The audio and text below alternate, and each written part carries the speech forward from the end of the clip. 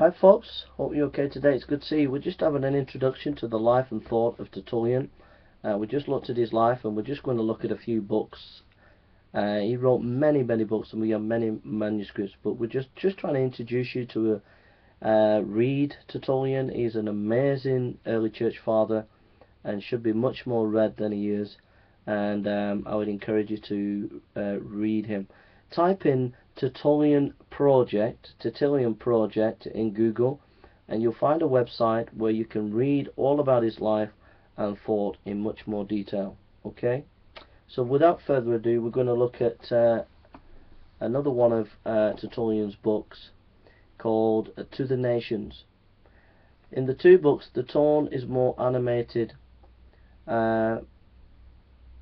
It suggests that it may never be revised for publication. The material was reworked later in the year. Early apologists had directed the works to the emperor. The procedure had a drawback which rendered the apologist ineffectual. Christianity was illegal, and its illegality was assumed or reaffirmed by every emperor of the 2nd and early 3rd centuries. Persecution, however, varied in its incidences and intensity, not according to the attitude of the reigning emperor, but through the actions and attitudes of magistrates and the pagans whom they governed. Malatades had instead directed his apology to the provincial governors, and Tertullian followed him. The first book shows that the jurisdictional procedure taken against the Christian is a violation of justice. This is followed by a description of the contemporary slanders, not justify the pagan prosecutors, since these do the same themselves, or worse.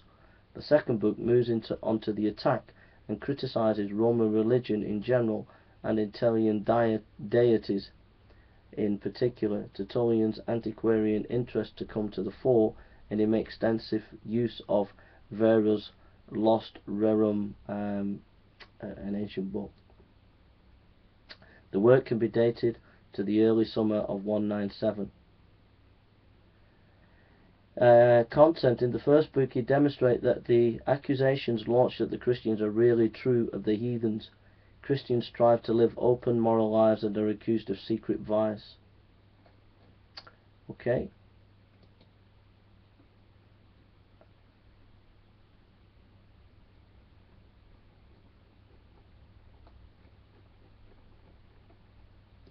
Sorry about this.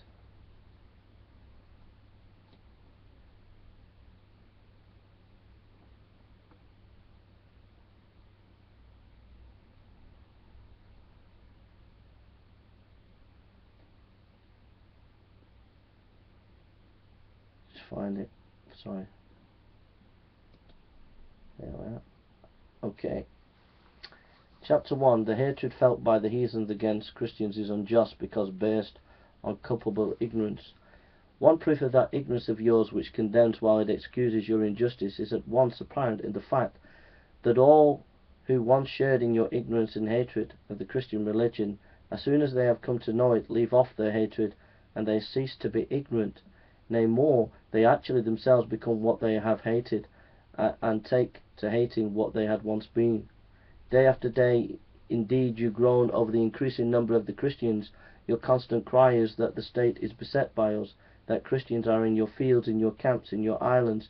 You grieve over it as a calamity that each sex, every age, in short, every rank is passing from you to us.